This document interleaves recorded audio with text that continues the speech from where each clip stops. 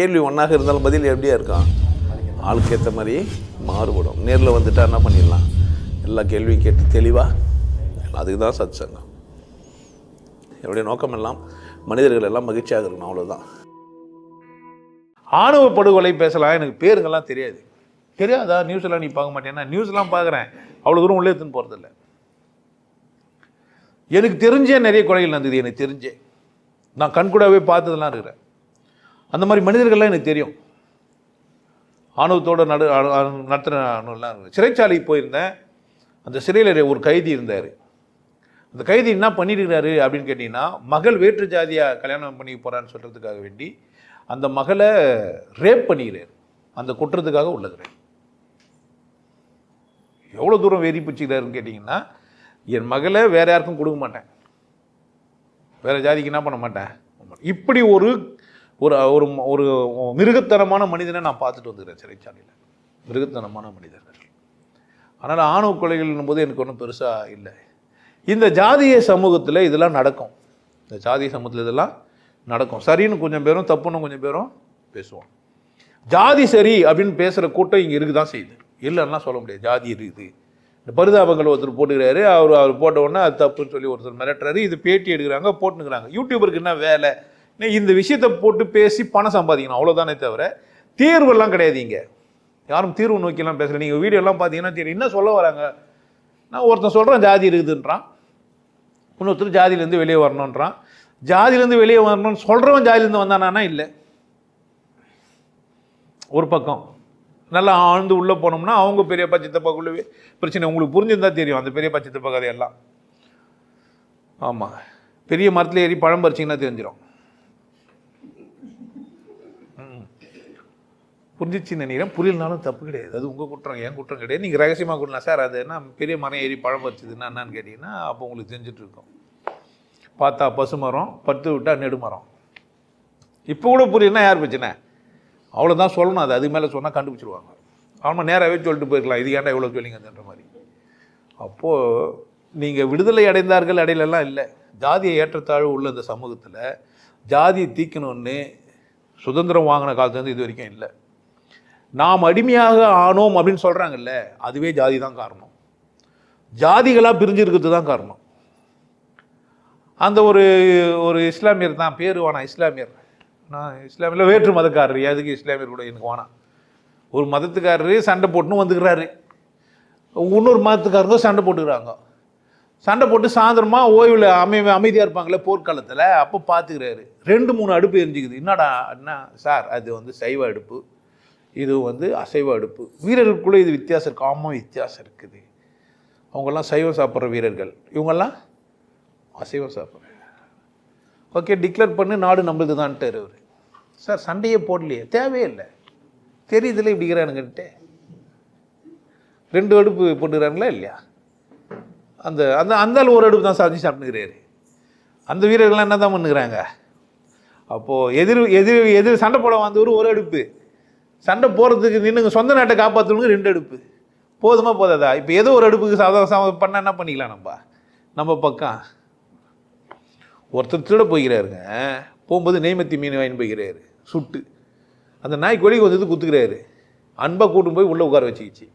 உள்ளே போய் உட்காந்துன்னு ஃப்ரிட்ஜிலேருந்து எடுத்து சமைட்டு என்னென்ன வேணுமோ அதெல்லாம் கொஞ்சம் கொஞ்சமாக எடுத்துன்னு போகிறாரு வீட்டிலேருந்து. நாய் அவரும் அவ்வளோ ஃப்ரெண்ட் ஆகிட்டாங்க. ஒரு நாள் திருடல அவர், நிதானமாக திருடுறாரு. ஏன்னா அந்த பணக்காரனுக்கு 4 அடுக்கு வீடு, அவன் ஒரு ரூமில் தானே படுக்க முடியும். என்ன தான் இருந்தாலும் இதை கதையாகவும் சொல்லி இதை வர ஒருத்தர் சொல்லவும் செஞ்சார். இந்த கதையை வெளியே,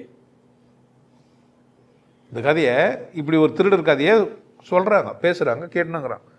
இந்த ஜாதியை ஏற்றத்தவிர பெருமையாக வர சொல்கிறான். நம்மளாம் யாருன்னா ஒரு ஜாதியை பேரை சொல்லி நம்மலாம் கரெக்ட் தானே. இங்கே வந்த பேர் கூட நம்மலாம் இங்கே வந்து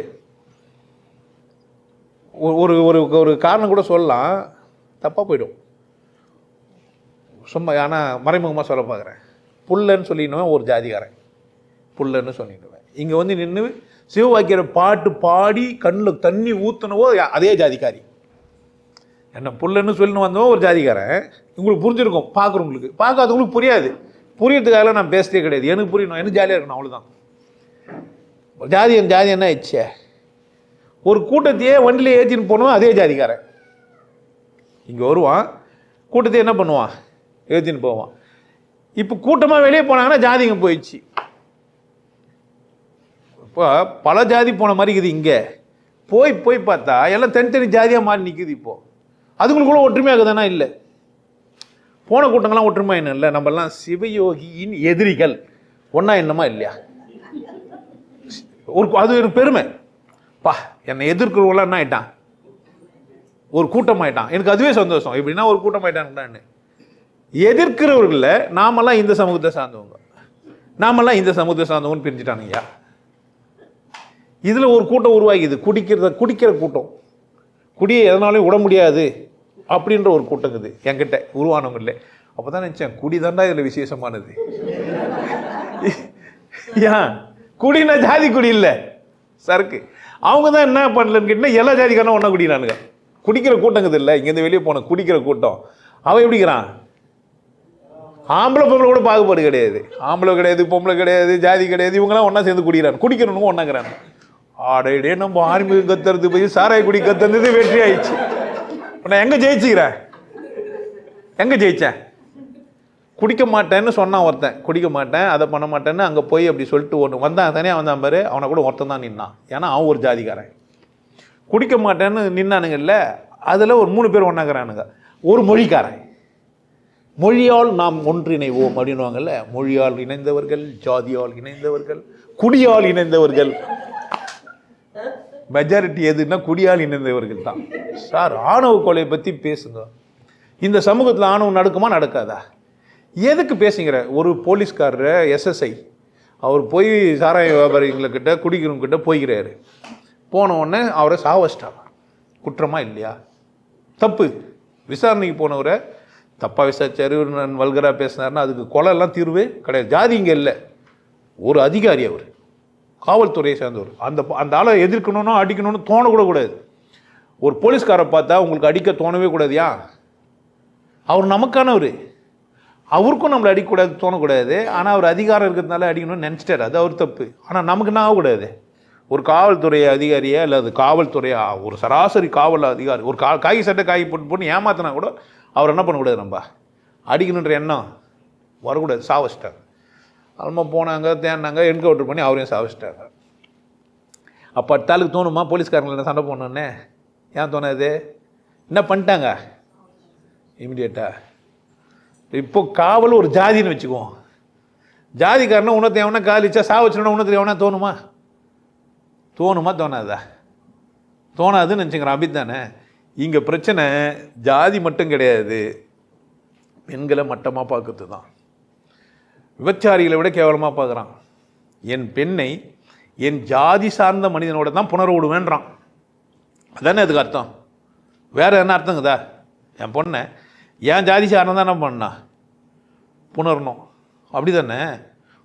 உன் பொண்ணை வேற எதனா காலிச்சா ஒத்திப்பியான்னு ஒருத்தன் கேள்வி கேட்குறான். நிறைய வீடுன்றாரு. என்னடா வீடு வச்சுக்கிற? கோவம் வரணும்ல. அப்போ அவங்களெல்லாம் பேட்டி எடுத்து போகிறது யார் வேலையாகுது?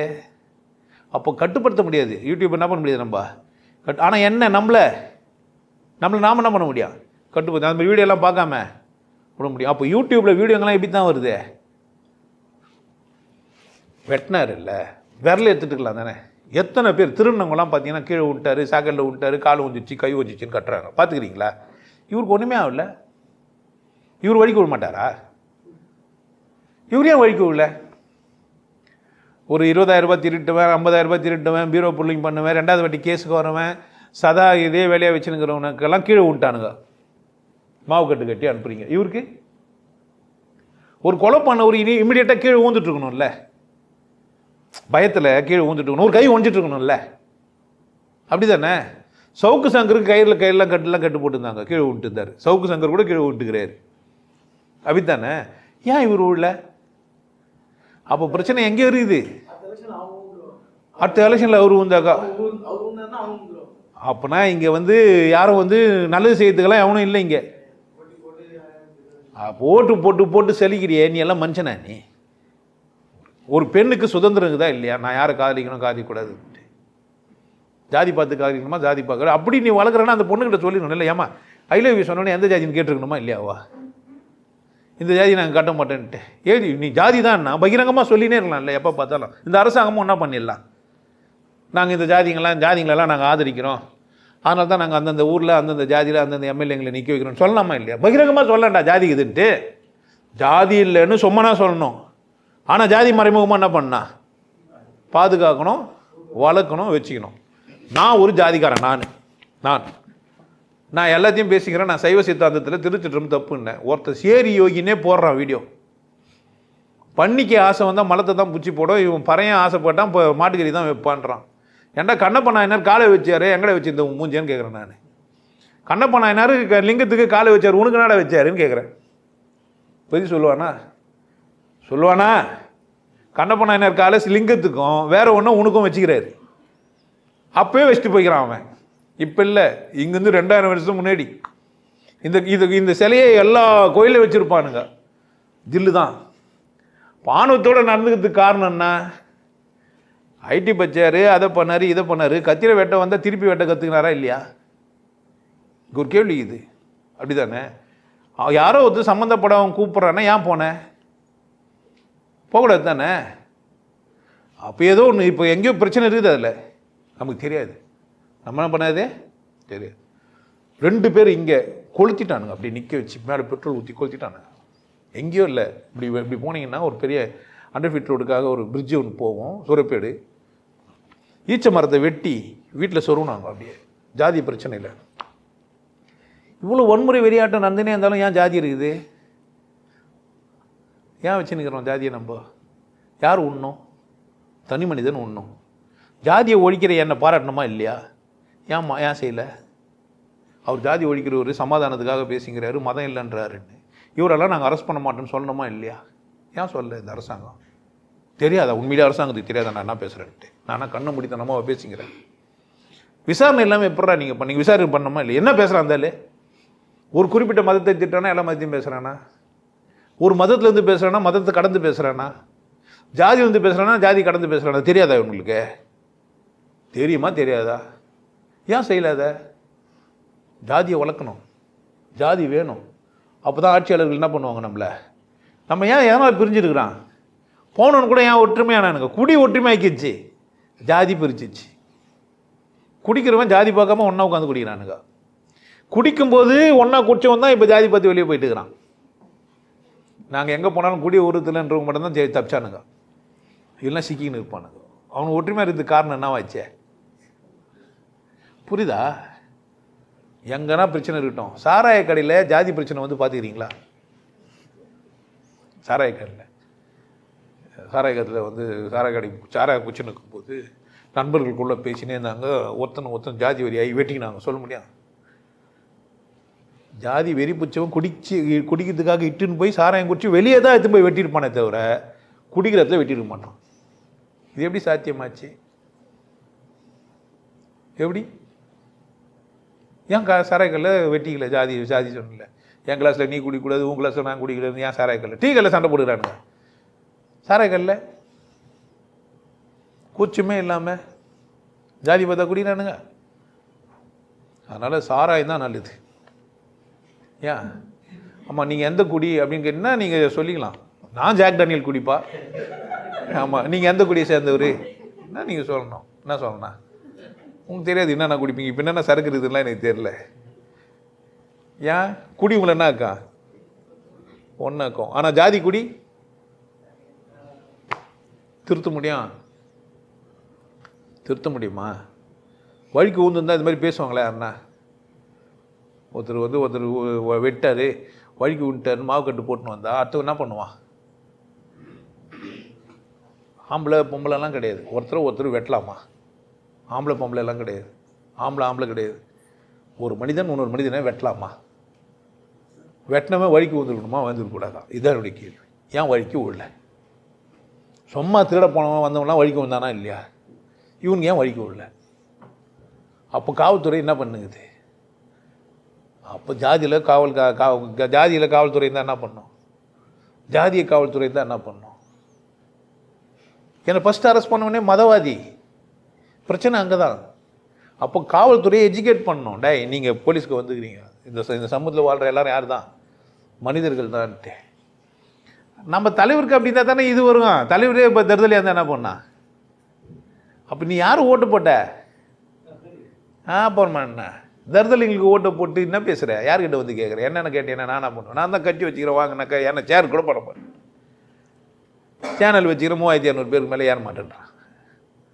நல்ல நல்ல விஷயமா போட்டு வச்சுக்கிறேன். மாவட்டம் தூரம் என்னென்ன விஷயம் நடக்குதுன்னு போட்டுக்கிறேன். சட்டத்தை பற்றி போட்டு வச்சுக்கிறேன். எத்தனை பேர்னா 100 பேர் பார்த்தாங்க, 50 பேர் பார்த்தாங்க, 15 பேர் பார்த்தாங்கன்னு இருக்குது. அப்போ உனக்கு நல்லது பிடிக்கலையே, அப்படி தானே? ஒருத்தர் சொன்னார் ஜெயா டிவியில் அந்த புக்குங்களுக்கெல்லாம் விளம்பர பத்திரிக்கை சுந்தரமூர்த்தி இன்னொரு பேர் ஒரு பேர் நல்லா சொல்லியிருந்தார். ஐயா இந்த உலகத்தில் மோசம் நந்தனே இருக்குது. ஒரு நடிகை வராங்க, ஒரு நடிகர் வராங்கன்னாக்கா நீங்கள் பேனர் கூட ஒட்ட தேவையில்ல, கூட்டம் வந்துடும். கோயில் கும்பாசேபிங்கன்னா பேனர் ஒட்ட வேண்டியதாகுது. கோயில் கும்பாசேபிக்கு என்ன வேண்டியதாகுது? ஏன் பேனர் போடணும்னா? அப்போல்லாம் காலண்டர்லாம் போயிடுச்சிங்கன்னா இன்றைக்கி இந்த இடத்துல இந்த தேர் இருக்கிறாங்க இப்போ கூட இருக்கும். டெய்லி காலண்டர் இருந்தீங்கன்னா தகவல் வச்சுருக்கோம். இன்றைக்கி இந்த ஊரில் இது அப்போனா அவ்வளோ தூரம் தெரிஞ்சு வச்சுருந்துக்கிறான் கோயிலில் என்ன நடக்கும், எப்போ என்ன நடக்குன்ட்டு. இன்றைக்கி நான் மதத்துக்காக சொல்ல வரல, அவ்வளோ ஒற்றுமையாக இருந்துக்கிறான் அந்த காலத்தில். இன்றைக்கி வந்து திருவாரூர் தேர் இருக்கிறாங்க. இன்றைக்கி வந்து பார்த்துக்கிறீங்களா காலண்டரில் இருக்கும். இன்றைக்கி கூட இப்போ கூட இருக்கும், பிரிண்ட் ஆகி போட்டுனுக்கிறானுங்க. அது அப்படியே காலகாலமாக. இன்றைக்கி அமாவாசை, இன்றைக்கி பௌர்ணமி. நான் மத சடங்குக்காகலாம் பேசலை. ஒன்று ஒரு இடத்துல சரியாக பேசுகிறீங்க, ஒரு தப்பாக பேசுகிறேன், அப்படிலாம் இல்லை. அந்தளவுக்கு இருந்துருக்கான். இன்றைக்கி என்ன இல்லை, ஜாதியில் என்ன ஆகிட்டுக்கிறான்? ஜாதி இருந்த காலத்தில் மதம் இருந்தது. மதம் இருந்த காலத்தில் மதத்தின் பேரில் ஒற்றுமையாக இருந்தான், பிரச்சனை இல்லை. அங்கெல்லாம் கல்யாணம் பண்ணிக்கலையானா கல்யாணம் எதுக்கு பண்ணிடணும்? ஃபக் பண்ணுறதுக்குன்னா புரியுதா? இப்போ ஒரு வேற்று ஜாதிக்கார பொம்பளை அழகாக இருந்தாங்கன்னா அழகாகிறாங்க, உறவு தானே வச்சுக்கணும், தாலி தானே கட்டிக்கூடாது, சந்தோஷமாக வாழலாம், வாழ்ந்தானுங்க. புரியுதா பிரச்சனை எங்கன்னு? அப்போல்லாம் எப்படி இருந்தாங்க? ஏன் இந்த மாதிரிலாம் போய் தனி கூத்தம்லாம் வச்சுலாம் வாழவே இல்லை. நீ அங்கேயே நான் வந்து பார்த்துக்கிறேன், இன்னும் உனக்கு தேவைன்னா என்னென்னு வந்து பார்த்துக்கிட்டு தான் மேட்ரு. வீட்டுக்கு போய் வேலை செஞ்சு பின் பக்கமாக போய் வேலை முடிச்சுட்டு வந்துடணும், அவ்வளோதானே? புரியுதா? அதான் ஜாதி.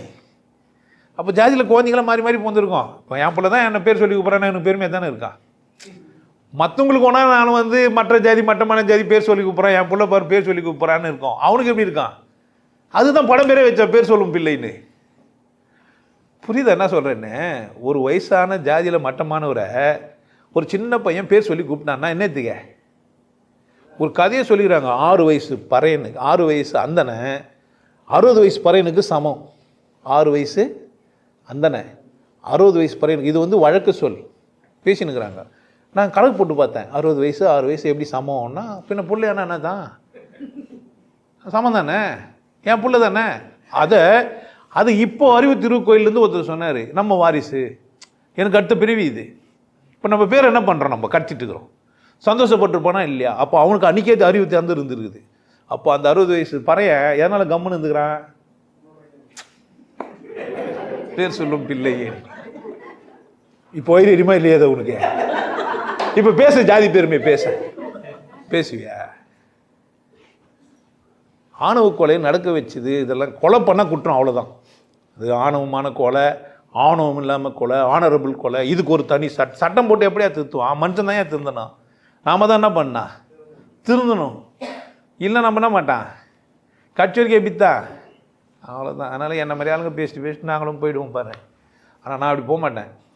கட்சியை நீங்கள் வளர்க்குறது, நீங்கள் வீட்டுக்கு போங்க சார், உங்களுக்கு வேலை இல்லைனாக்கா நானே கூட நீ இதெல்லாம் பேசாதடா, நீ ஒரு பக்கம் புனிதமான ஒரு பக்கம் புனிதம் இல்லாமல் இருக்கிறேன், எனக்கு புனிதம் இல்லாத பக்கம் தான் தெரிஞ்சு, அதனால் நான் என்ன பண்ண மாட்டேன், உன்னை ஒத்துக்க மாட்டேன்னு சண்டை போட்டுனுரு உங்களுக்காக.